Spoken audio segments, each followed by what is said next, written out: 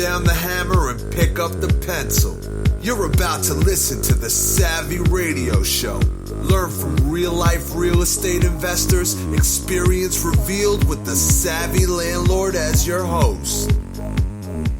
All right, Savvy investors, man, I'm sitting with someone that you need to know. Not only that he's genuine, but he has earned everything that he has in his life and the impact that he has made in Oklahoma City, on the east side, and banking relationships.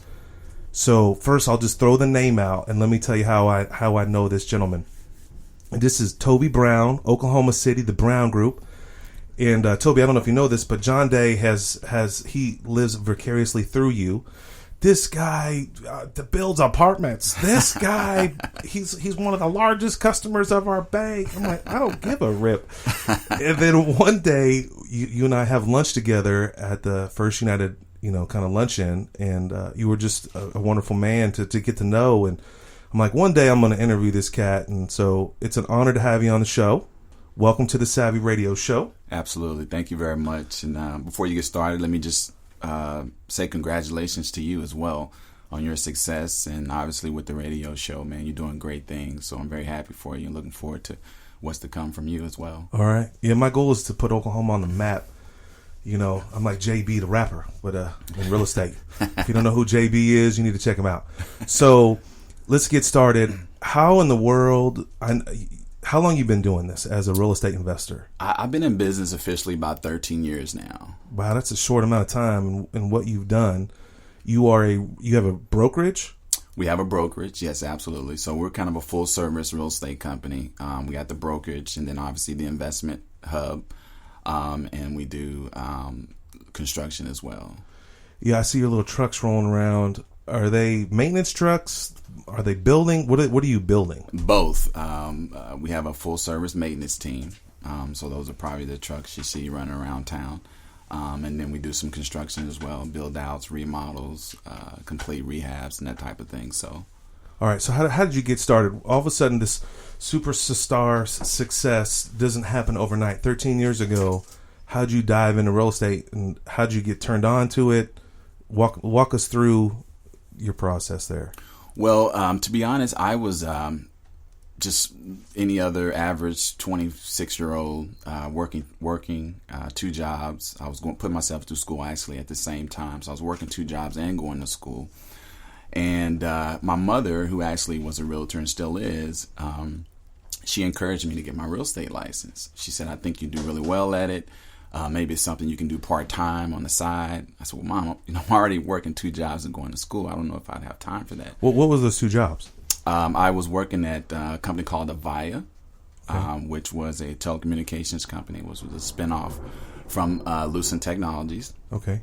And then, believe it or not, I had a belt buckle service business that I had out at the flea market. So I worked out there on the weekends selling the light up belt buckles. Is that why you're all fashionable? Yeah, I've kind of advanced from 13 years ago, but that's where the fashion. You can't see this man, but he is decked out from the 9. I don't know where he shops, but he's got a tie that matches his hanky thing, shoes to match. Anyway, so selling glow up belt buckles. Absolutely. Hustling on a phone company that no longer even exists. Absolutely. Well, actually, Avaya is still around. The Lucent part is kind of phased out, but they're still around, and they're still doing business. They've downsized a bit, went private, but they're still around. So your mom's like, okay, you can be a good realtor. You're personable. You're fashionable. You could sell probably anything. So then what? You took your test? So took my test.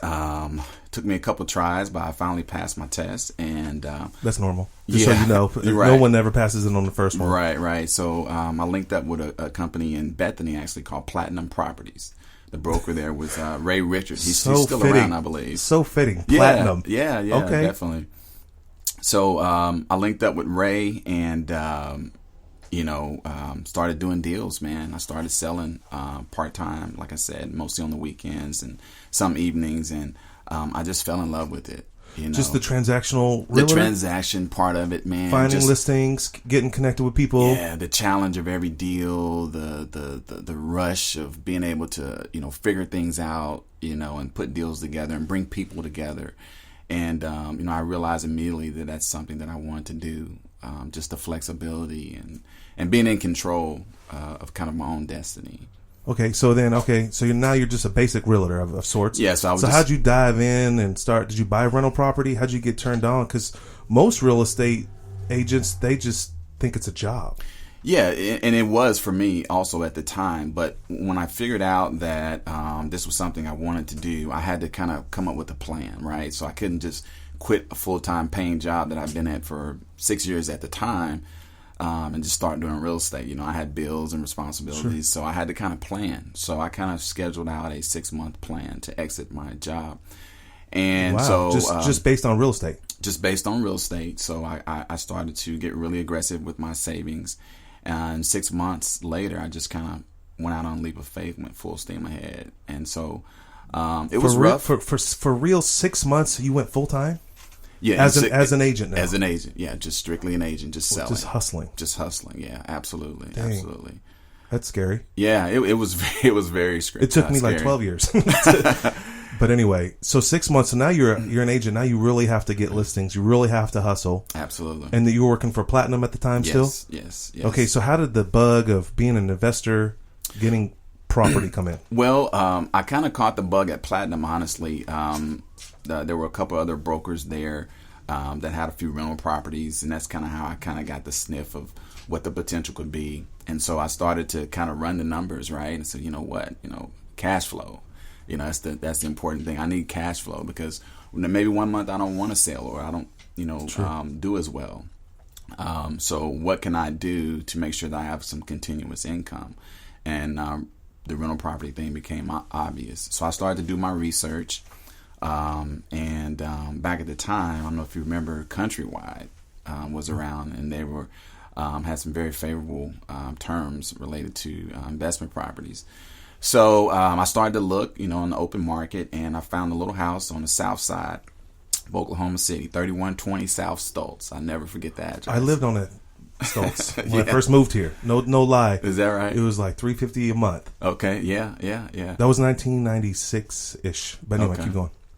So there was a family. The parents had passed away and left the home to the children. It was three kids, and so they put the home up for sale, and it was like $30,000.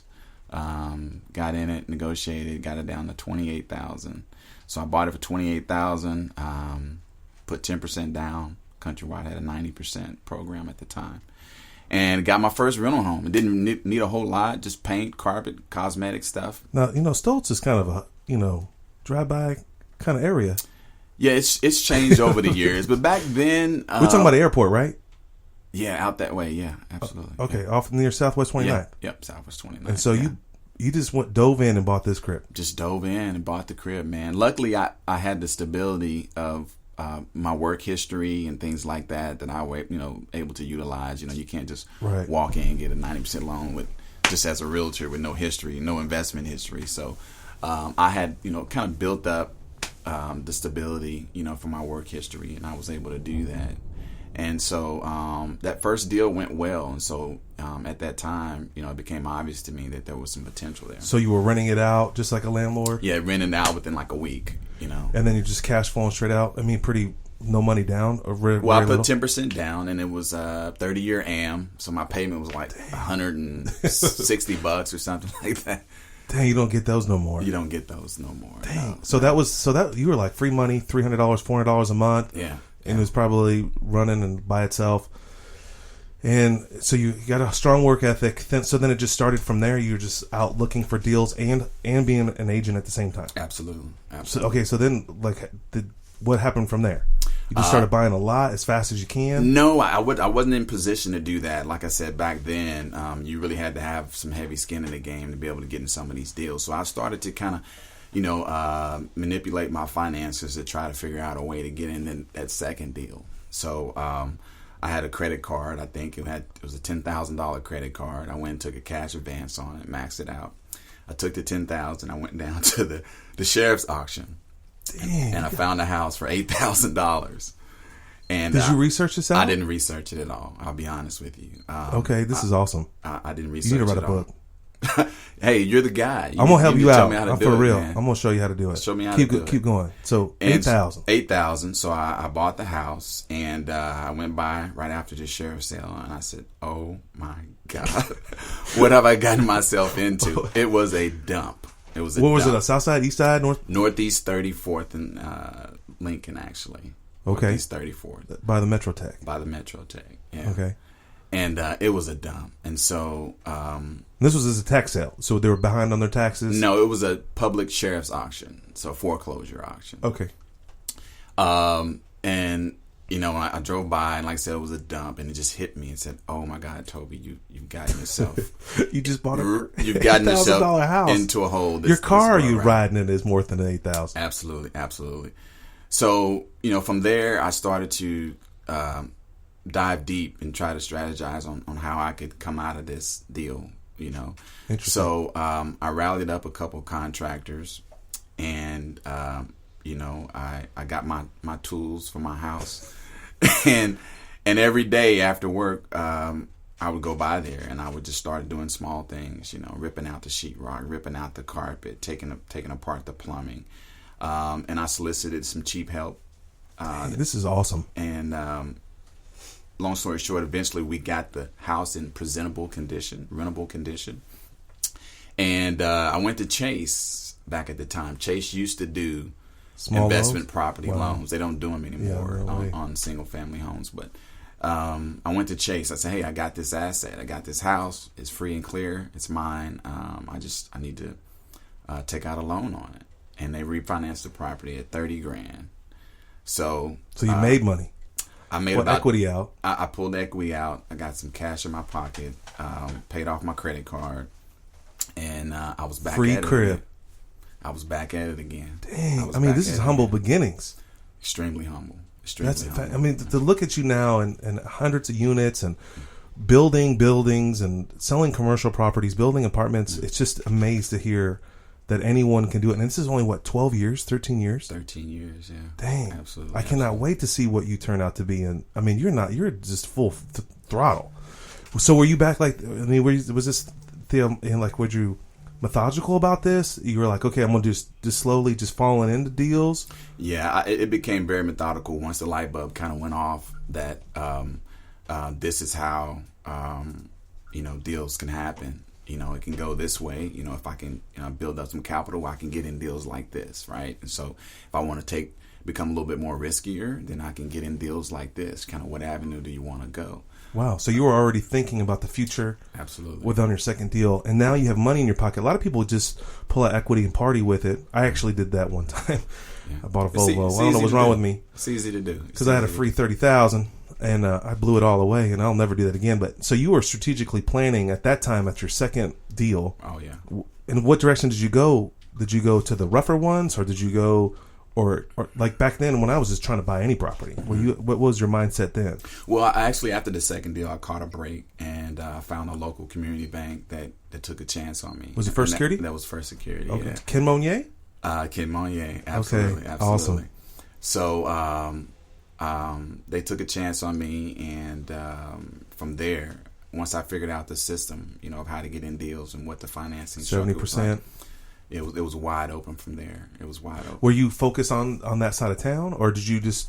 I just chased the deals wherever. I chased the deals, and you were finding these as a realtor too, right? Yeah, absolutely. So I would find them, and most of them were open market deals. So I would negotiate the deals, get them under contract, and then I would get paid a commission as well. And that was part of my formula. Like I would find the deals. I know I'm going to get a minimum 3% on every deal. So I would take that, put that back into the transaction, and so I use it as leverage on every deal that I could. So how many units? I mean, you have a bunch of single family before you dove into apartments. Is that like, a lot of people say that's the progression. Right. You master single family. I've been there. I thought I bought an apartment building. Then I bought another one. And I was like, whoa, I'm out. Right. It was just too much. Sure. But they were small apartments. Sure.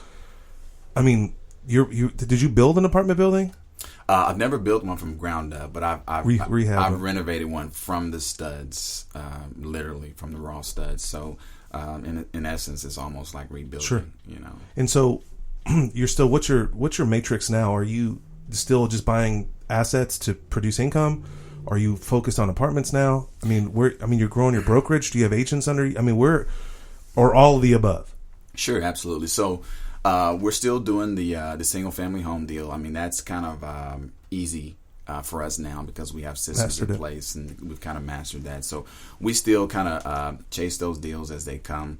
But my focus primarily is on larger properties. The multifamily space is what we've been trying to occupy over the last couple of years. And so I focus most of my time hunting down those type of deals. 50 units and up is what kind of our sweet spot. But we'll look at anything that makes sense. Wow. I'm a value add guy. I like distressed properties. So taking it from a C to a B, or from a D to a C, B, yeah. Or D to a B. That's awesome. So how about your banking journey? You sound a lot similar to me when I found First Security Bank back in 2006, or maybe even earlier when I met Ken Monier. My life did change. They took a chance on me as well. What's that climate now? Now you're getting lunches every week with banks, and I run into you. I hear your name everywhere. How's that been? Was something that you did right, something that you did wrong? Would you do something differently now? Would you started banking relationships before? Tell me more about your banking and how are you funding these deals? Well, it's an evolution, right? And so things are always evolving, obviously economically. But back then, I think once I got up to 30 properties or so, I had to kind of reinvent myself, so to speak, and branch out and build other relationships outside of the First Security relationship. But primarily my mojo was buy, rehab, and refinance, right? So you acquired a property, you get in the deal, you rehab it, and then refinance, pull some of the capital costs back out, and put it to the next deal. Did you use line of credit at the time? Not at the time. I was just using traditional, and then refinance. So from John was or from First Security, you were just acquiring it. There's pretty simple process with them, which I love them. Right. And then you were rehabbing it. Right. And then just pulling it to not a better bank, but a longer term. Absolutely. So, obviously First Security is a community bank. They're great, but, they have kind of a limit there for every individual. So I was starting to bump up against that limit. Where's this going? 30 properties or so at the time. I was constantly hitting that limit. So I had to figure out a way to kind of play musical chairs and get into the refinance game. And so I started to build other banking relationships where I was able to move properties away from First Security and refinance them with other banks. Man. So then where did you turn to focus on the Brown Group? Because I know you somewhere, I've been following you. I don't know. I just run into you, but I've noticed that you've spent a lot of time building that company up, changing the logo. Is that true? Or kind of like your image? Absolutely. What gave you that turning point to say, hey, I did single family. You can do construction really well.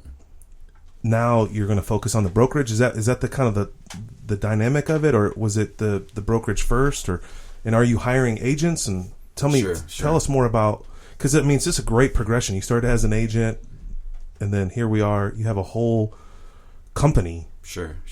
So I wanted to kind of get back to the roots. Obviously, I started in the selling as an agent, and then I branched off into the investment property aspect of it, and that's where my primary focus was. And so once I started to kind of build that portfolio up, I started to think bigger and bigger, right? So I had to create something that was bigger than myself, to be frank with you. Cool. Because it was about me and my homes and my Toby Brown, the agent, right? Yeah. So I wanted to break away from that. Right, for your family.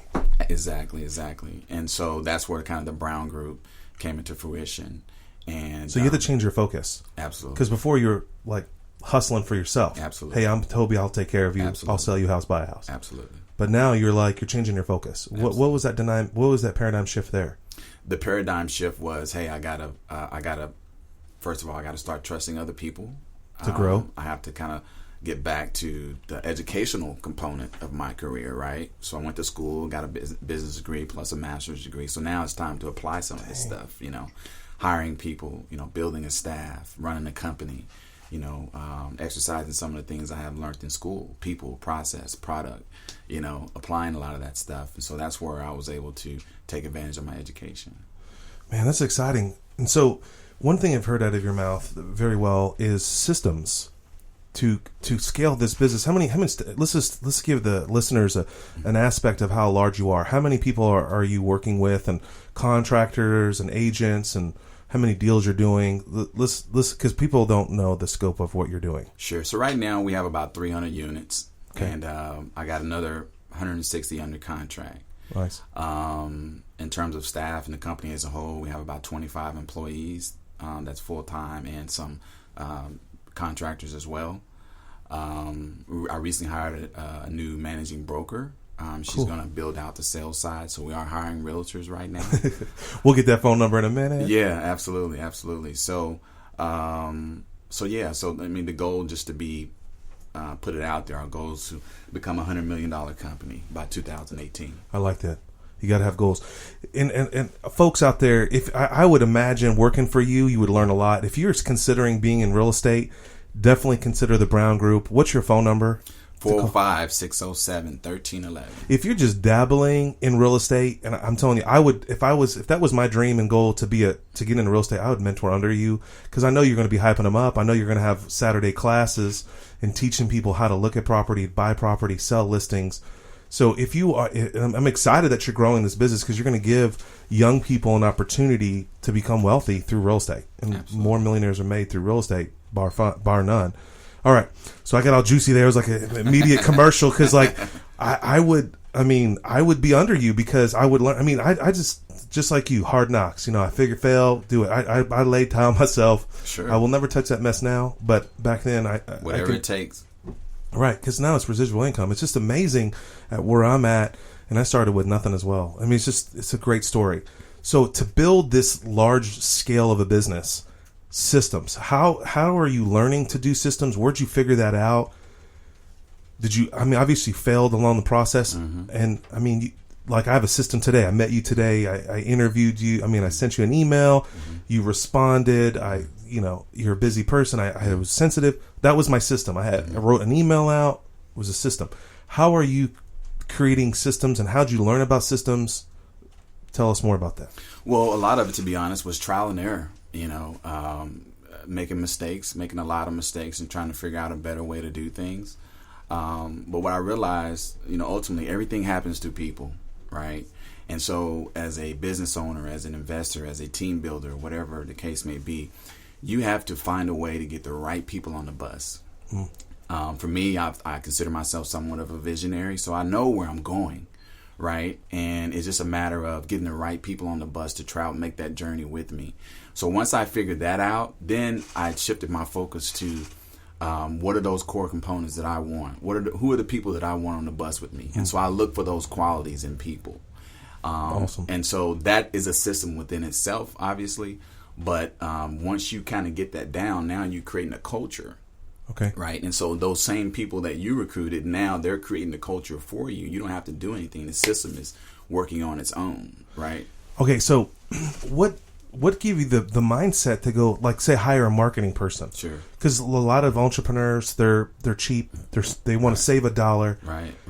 And I know you're still building your empire. Right. So what, you just decide one day, hey, I'm going to hire this person because they're better than me? What's your mindset on that? Well, my mindset is that I don't always want to be the smartest person in the room. Well right. said. There's certain things that I'm very, very good at, and there's certain things that I'm not so good at. And so I have to fill those gaps. So I have to get people around me that are good at what they do.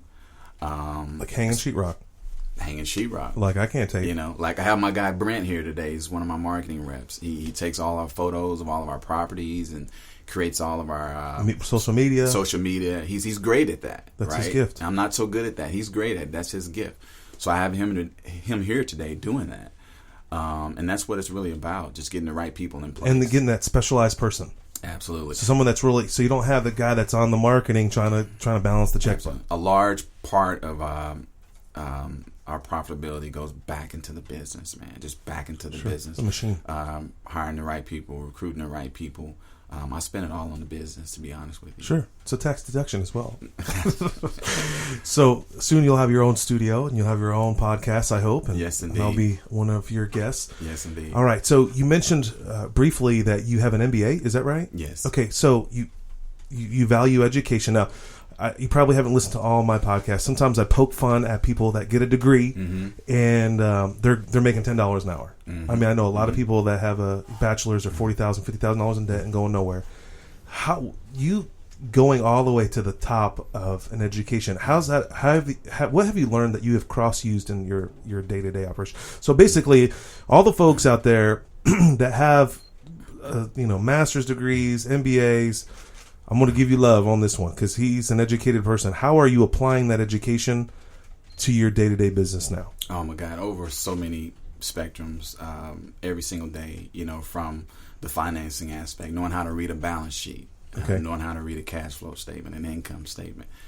Those are things that you learn in school, debits, credits, liability. Yeah, all of that. I mean, and then again, the biggest aspect really is just from a corporate standpoint, being able to run a company. Continuity. Continuity. With a bank, credibility. Everything, because there's an entrepreneurial aspect, which we all, you hear everybody say, hey, I want to be an entrepreneur, but it's more than just the aspiration of wanting to have your own business or be an entrepreneur. You have to really understand business, and everybody doesn't understand business. Some people are just really, really good at what they do. Let's say, for example, take a painter, right? He's really, really good at painting, but that doesn't mean he's capable of running a painting company. Sure, well said. And so I think getting people to understand the differences between the two and what separates the two things from just a independent worker versus owning a business, I think is very important. And education is a big part of that. That is that gap that you say people don't like to talk about, but it's the education part of it. No, well said. The interesting thing is, what made you to get the MBA? Did you, I knew that I was going to write a book, okay? Mm-hmm.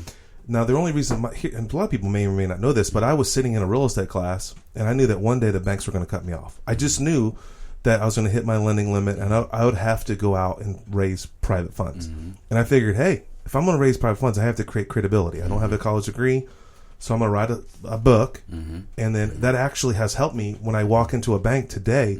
This is the guy that wrote the book. Okay. Right.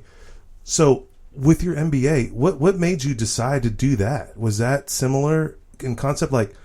Because I know going back to school, it wasn't cheap, right, and it consumed a lot of your time. Absolutely. So what made you do that? Well, number one, I knew that I wanted to be in business. Okay. I've known that since I was a child, right?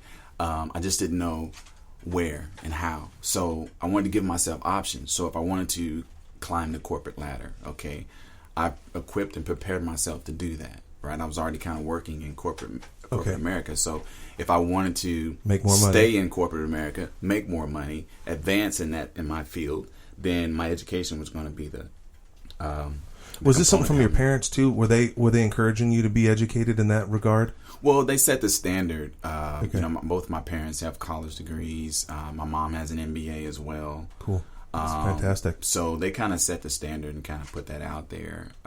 But again, it was up to me to, to kind of self-motivate and want to go out and do that. And you did it. I mean, it wasn't easy. No, not at all. Not at all. And that's one of the things that I try to share with especially the younger generation as well, is that you got to put in the work. There's no shortcuts to this thing. It's true. You got to build it one brick at a time. And there's no secret sauce to success. It's just hard work, dedication, focus. I mean, the same things that have been around for years. I mean, it's still here today. Man, I can listen to you for hours. And you're going to make such an impact in society and to young kids' lives. What inspires you? How do you, I mean, it's beyond the money now. You have more money than you could probably spend. I know that you're building, you love your boy. I see him on Facebook. Absolutely. Even with the blonde hair, I'm like, oh, kid and play. They don't know. Yes, indeed. But, and you're taking care of him. What inspires you now? What motivates you? How do you've hit the pinnacle. Every person's dream you're living it daily, flying to Miami, hanging out, doing stuff, taking care of your wife, throwing a freaking crazy birthday party. I heard about the birthday party. Everybody got to wear white. Even John Day went to Absolutely. He spent 30 minutes telling me about your birthday party. He was sharp too. He's like, and he even showed me videos. I'm like, this dude, who is this Toby Brown guy? Who is this cat? Out there living the dream. There's what gets you up? What inspires you? What does it? Well, first and foremost, my faith. obviously, it drives me. My family is a huge inspiration. You know, when I wake up and see my family, my kids, my wife every day. I mean, that is inspiration enough for me to get up and go do what I do. And then creating something that's, again, as I mentioned earlier, bigger than myself, something that can outlive me. You know, creating jobs, you know, creating an atmosphere for people to come learn and work and grow. That's why I draw my inspiration from. That's awesome. Well said. Man, you stumped me on that one. So we already heard about your $100 million goal, right? Absolutely. So what advice would you give to that? Let's just say a 12-year-old. Your boy's what, 8, 9? He's 8. He's 8 years old. Yeah. 4 years from now, he's going to be copacetic. He's going to understand. He already knows what you do. Okay, he knows that you're in real estate. What advice would you give to your son at 12? At 12 years old, I would say, son, you need to make yourself happy, right? Number one is you want to be happy. So I would ask him, you know, what makes you happy every day? You know, naturally, because if you can tap into the natural instincts and the natural things that make you happy, then the passion is going to drive you that direction, whatever that is. True. Whether it's business, well, sports. What if he says video games, Daddy? We're gonna break that off. Hey, we need to be creating some video games. That's right. All right. Okay. I love it. Absolutely. What an entrepreneur. Yeah. You know, I met somebody at a conference he was flew in from Norway. He makes video games. I mean, yes, use the entrepreneur spirit. Absolutely. Or I would like, okay, you like video games? Well, you got to make passive income if you're going to sit at the house and playing video. And this ain't wrong. If that's your desire you want to do. But I love the way you answered that. You said, all right, we're going to have to make video games. Make video games. All of a sudden, it's going to be the Brown kids games. Absolutely. That's Because what's awesome. that going to do for you in the future, right? So what does everybody want? What do you want at your stage in your career? You want your time. Right? Sure. That's the most valuable asset, Well your said. time. You can't replace it. So what can you do to Create more time. Create more time and more ownership of your time. So if the entrepreneurial pathway is the way to that, then I'm a huge proponent for it. That's awesome. Great answer. All right. What would you have done differently thus far? Oh, that's a good question. I think I would probably have shifted my focus on bigger things, bigger deals, bigger projects at an earlier stage. Okay. Right. So I kind of kept my foot to the ground on just kind of the onesie, twosies type deal for quite a while. And it was great. Again, I built a lot of stability there, but I passed up on a lot of opportunities that I could have took advantage of. Okay. So just scratch every deal. Yeah. Right. Or try to pursue it. I mean, I have the same story. I walked away from a building that I couldn't afford. It was like $450 at the time. Like an idiot. I was just like, I was looking at the numbers. I can't afford $3,000 a month payment or whatever. Come to find out, a savvier investor came behind me, gobbled that deal up for $225, or even me. I heard $180, but I saw in the county records it was $225, and it just pissed me off that my low self-esteem or my uneducation. Yeah. I should have just pursued that deal and offered low. Yeah, I mean, we all run into those. I just call them small insecurities in this business, because you want to grow, but you don't want to get too far out there where you feel uncomfortable. But the reality is, if you're not uncomfortable, you're not growing.